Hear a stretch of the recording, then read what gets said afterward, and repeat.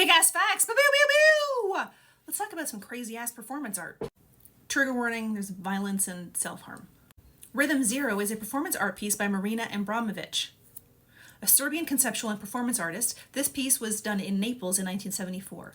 She placed 72 objects on a table. Among them were things like a rose, a feather, honey, a whip, olive oil, scissors, a scalpel, a gun, and a single bullet, along with instructions that read, "There are 72 objects on this table that one can use on me as desired. I am the object. During this period, I take full responsibility."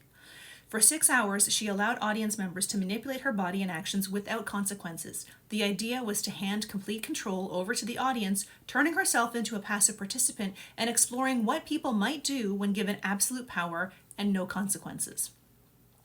At first, the audience didn't do much and they were extremely passive. Some people offered her a rose, other people kissed her or adjusted her posture.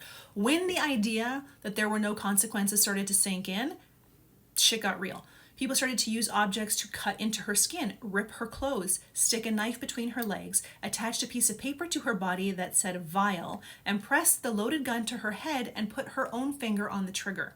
Despite this, she remained passive throughout, enduring both physical and psychological harm. The performance ended after the determined 6 hours, at which point the audience quickly dispersed, avoiding eye contact with her. The table she used and all of the objects and photos of the performance are on display at the Royal Academy in London. They show predominantly men playing with the objects, touching her body, ogling and laughing at her with their friends as she stands alone with tears filling her eyes.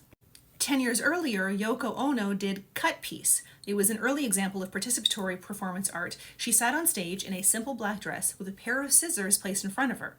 The setting was minimalistic, focusing attention on her and the audience. Ono invited audience members to come up and cut pieces of her clothing with the scissors. There were no restrictions on how much could be cut, and she remained passive throughout the experience.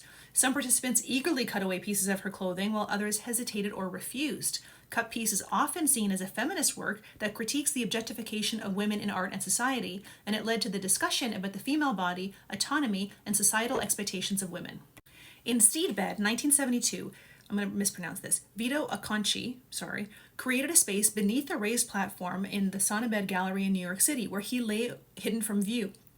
He constructed a small area that allowed him to be physically present while remain invisible to the audience. While concealed, he vocalized his thoughts and fantasies into a microphone, describing sexual desires and scenarios as gallery goers walked above him, unaware of his presence.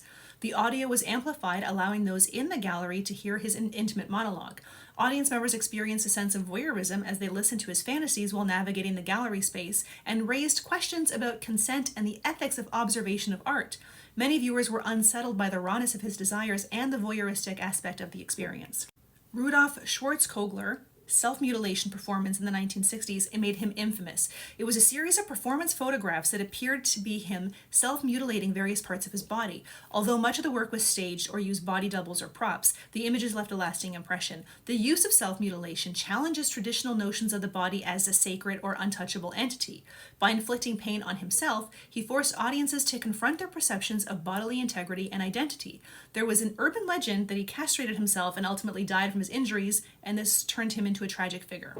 The Conditioning, 1973, by Gina Payne, a French-Italian artist. She often used her body as a canvas to explore themes of pain and endurance. In The Conditioning, Payne lay on a metal bed frame covered with lit candles, enduring the burns to highlight the vulnerability of the human body. Her work was rooted in the feminist theory and aimed to reflect the physical and psychological suffering often experienced by women. Payne performed a series of actions that involved cutting her skin with a razor blade, using her body as a canvas for artistic expression. These acts were often accompanied by an emotional narrative that revealed her thoughts and feelings about pain, transformation, and the nature of being. Payne's performances can be seen as acts of empowerment as she reclaims her body and agency through acts of self-infliction, subverting traditional narratives around femininity and vulnerability.